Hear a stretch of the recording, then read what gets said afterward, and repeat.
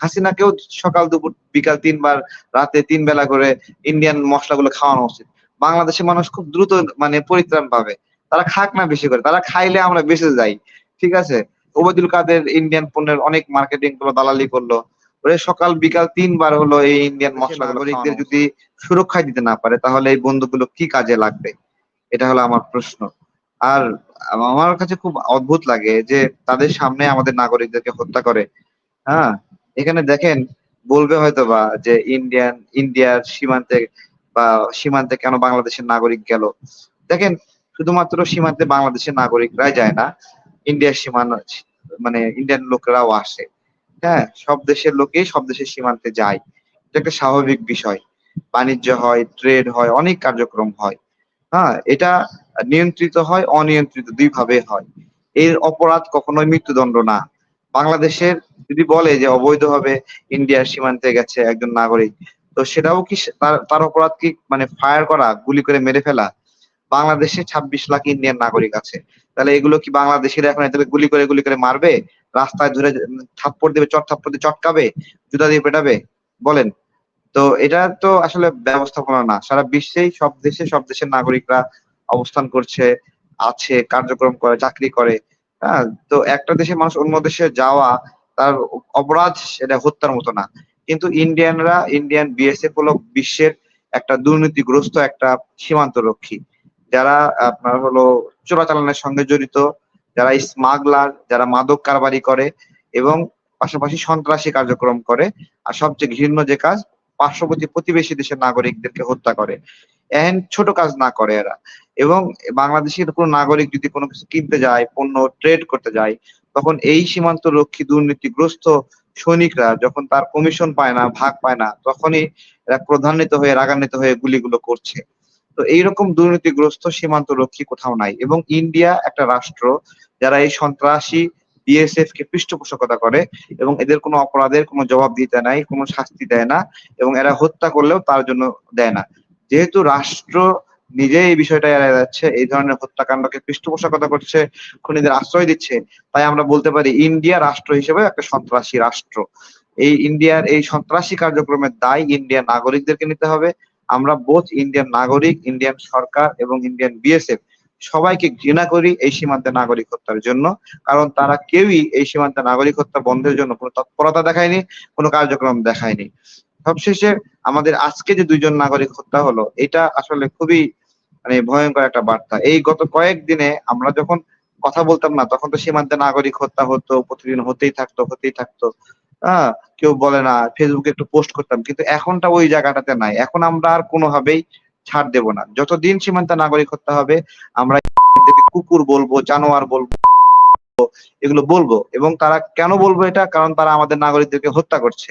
এবং তাদেরকে কুকুর, শুয়ার এগুলো বলা কোনোভাবেই আপনার হলো হত্যার মতো গর্হিত অপরাধ না। আমরা আমাদের ক্ষোভ মেটানোর জন্য তাদেরকে কুকুর বলছি, জাত আমাদের নাগরিকদেরকে হত্যা করছে। হ্যাঁ? ইন্ডিয়ানরা একটা সন্ত্রাসী জাত যারা আমাদের নাগরিকদেরকে হত্যা করছে এবং তারা টেরর। এবং ইন্ডিয়ানরা শুধু এখানে টেরর না, ইন্ডিয়ানরা বিশ্বের যেখানে যায় এটা একটা উচ্ছৃঙ্খল এক বেয়াদব জাতি। যারা অস্ট্রেলিয়ায় ঝামেলা করে, অস্ট্রেলিয়ায় ২ দিন আগেও ইন্ডিয়ান ২ আপনার হলো রয়ের এজেন্টকে লাথি মেরে বের করে দিয়েছে। কানাডা থেকে ২ দিন আগে লাথি মেরে বের করে দিল। অভদ্র জাতি যারা আপনার হলো নিজেরা টয়লেটে হাগু করতে জানে না কিন্তু সব দেশের ভেতরে গিয়ে মাথা গলায়। এইটুকু মানে তাদের শিক্ষা নাই, ভদ্রতা নাই। এবং ওরা আসলে বেশিটা উন্নতও না। ওদের ঘর বাড়ি বেশিরভাগ দেখবেন যে ছনের ঘর, খড়ের ঘর, মাটির ঘর এগুলো এবং মানে নোংরা, আনহাইজেনিক এবং তারা ওই যেই পুকুরে গোসল করে সেই পুকুরে আপনার হলো হাগু করে, ছুঁচু করে, সেই পুকুরের পানি আবার ঢক, ঢক করে গিলে খায়। এরকম অদ্ভুত ঘৃণ্য জাতি বিশ্বের কোথাও আছে আমার জানা নাই। আমার জানা নাই। এটা কেমন মানে বিষয়? মানে এ ধরনের নোংরামি করে সেই পানিকে তারা আবার পবিত্র মনে করে, সেই পানি দিয়ে খাবারে দেয়, সেই পানি দিয়ে রান্না করে।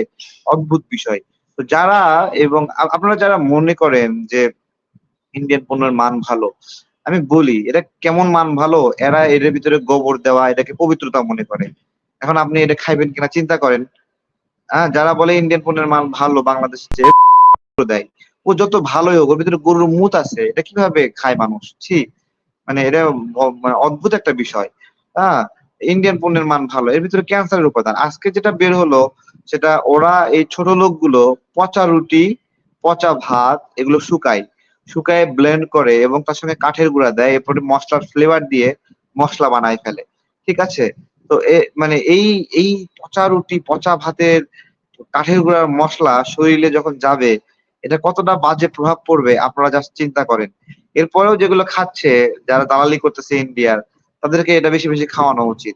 ঠিক আছে? ওবায়দুল কাদের ইন্ডিয়ান পণ্যের অনেক মার্কেটিং করলো, দালালি করলো। ওরে সকাল বিকাল ৩ বার হলো এই ইন্ডিয়ান মসলাগুলো খাওয়ানো উচিত। যাতে দ্রুত বাংলাদেশের মানুষ মুক্তি পায়। এবং হাসিনাকেও সকাল, দুপুর, বিকাল ৩ বার, রাতে ৩ বেলা করে ইন্ডিয়ান মসলাগুলো খাওয়ানো উচিত। বাংলাদেশের মানুষ খুব দ্রুত মানে পরিত্রাণ পাবে। তারা খাক না বেশি করে। তারা খাইলে আমরা বেঁচে যাই। ঠিক আছে? এটা হলো বিষয়। আর সবার প্রতি আহ্বান যে আমাদের একটা ক্যাম্পেইন চলছে ভারতীয় পণ্য বয়কটের। এই ক্যাম্পেইনটা আমরা সবাইকে লিফলেট দিচ্ছি, সবাইকে টি-শার্ট দিচ্ছি এবং আপনার যারা প্রয়োজন আমরা যেহেতু আমরা এখানে আলোচনায় এসেছি, আমাদের সাথে যোগাযোগ করবেন 017255454950 আমরা ফ্রি অফ কস্ট এই লিফলেট গুলো দিচ্ছি। কারো কাছ থেকে এই লিফলেট দেওয়ার জন্য ৳১ ও আমরা নিচ্ছি না কিন্তু। এবং আমরা টি-শার্ট গুলো দিচ্ছি সেটার জন্য ৳১ ও নিচ্ছি না। আমাদের সংগঠনের শুভাকাঙ্ক্ষী যারা আছে তারা মিলে আমাদেরকে এগুলো করে দিচ্ছে এবং এই করে দেওয়ার মধ্যে আপনার হলো জামাতের শুভাকাঙ্ক্ষীরাও রয়েছে, বিএনপির শুভাকাঙ্ক্ষীরাও রয়েছে। অনেকে জিজ্ঞাসা করে যে বিএনপি কই, জামাত কই? আমি বলি আমরা তো সংখ্যায় ১৫-২০ জন, ৫০ জন, ১০০ জন, ২০০ জন। সারা বাংলাদেশে যে লাখ, লাখ মানুষ এই আন্দোলনে সম্পৃক্ত হইছে, এটা কি অরাজনৈতিক ব্যক্তিরা হইছে? হ্যাঁ? অরাজনৈতিক ব্যক্তিরা হইছে। জেলায়, জেলায় আমরা গেলে আমাদেরকে ফুল দিয়ে শুভেচ্ছা দেয়। তারপরে ক্যাম্পেইনের আয়োজন করে বিএনপি নেতাকর্মীরা করতেছে। এটা কি বিএনপি সম্পৃক্ত হয়নি?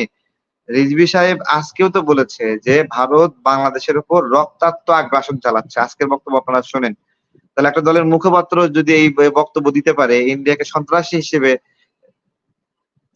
সন্ত্রাসী হিসেবে যদি মানে ডিফাইন করে, তাহলে আর কি বলার আছে? বলতে পারেন যে রাজপথে প্রোগ্রাম দিবে।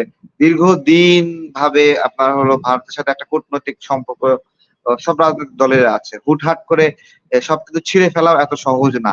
কিন্তু আমাদেরকে সে জায়গাতেও প্রস্তুতি নিতে হবে, রাজপথের প্রোগ্রামে যেতে হবে, দিতে হবে। এটা আমাদের ডিফাইন করতে হবে যে এরা আমাদের কখনো বন্ধু হবে না। এরা আমাদের ক্ষমতায় যাওয়ার জন্য মানে সিঁড়ি হবে না, সহযোগী হবে না। কখনোই না, কখনোই না। কারণ আ ইন্ডিয়াকে হাসিনা যা দিছে ওইটা বেগম খালেদা জিয়া দিবে না। কখনোই দেবে না। এই যে ইন্ডিয়া কাছ থেকে ২৫ কিলোমিটার করিডোর না পাইয়াও হাসিনা ৪৫০ কিলোমিটারের করিডোর দিল, ট্রানজিট দিল। এটা বেগম খালেদা জিয়া দিত না এটা। এবং বেগম খালেদা জিয়া নিয়ে একটা নিউজ হয়েছিল। উনি জলবায়ু সম্মেলনে ইন্ডিয়াকে সিরিয়াস লেভেলের আপত্তিকর ভাবে তিনি অপদস্থ করেছিলেন ইন্ডিয়ান আপনার হলো কমিউনিটিকে। সেটা হলো যে আমাদের নদীগুলো বন্ধ করে দেওয়ার বিষয়ে উনি যে সোচ্চার ভূমিকা পালন করেছিলেন। এটা বাংলাদেশের ইতিহাসে এইভাবে কোনো মানে রাষ্ট্রপ্রধান তিনি এভাবে বলেননি।